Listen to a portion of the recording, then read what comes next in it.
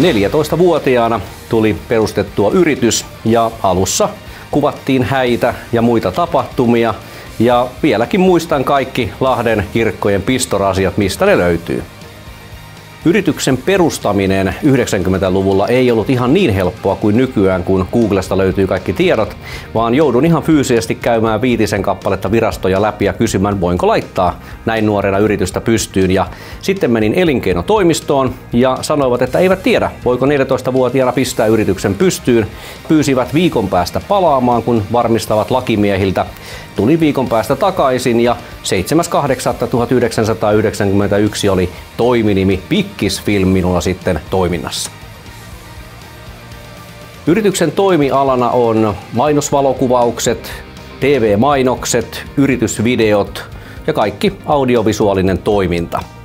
Nyt viimeisimpänä aluevaltauksena voi sanoa, että on dokumenttielokuvat ja aloitin sen tekemällä dokumenttielokuvan hienosta hiihtäjälegendasta Siiri Äitee Rantasesta.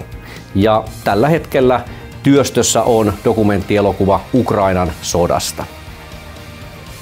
Olen yksin yrittäjä, mutta videoalalla käytetään paljon freelancereita niin kuva- kuin äänipuolellakin ja niin minäkin käytän paljon yhteistyökumppaneita tällä osalla.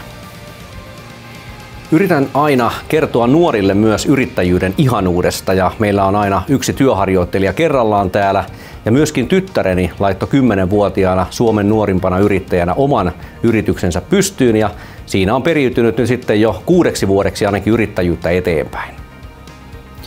Teknologia mullistaa montaa alaa hyvin nopeastikin ja koko ajan täytyy olla niin sanotusti aallon harjalla ja meidän kaikkien täytyy katsoa, mitä keinoäly ja kaikki muu tuo tullessaan ja varautua myös siihen. Verta, hikeä ja kyyneliä. Aamulla voi mennä aikaisin ja myöhään voi lähteä ja päivääkään ei vaihdettaisi pois. Sitä se yrittäjyys on.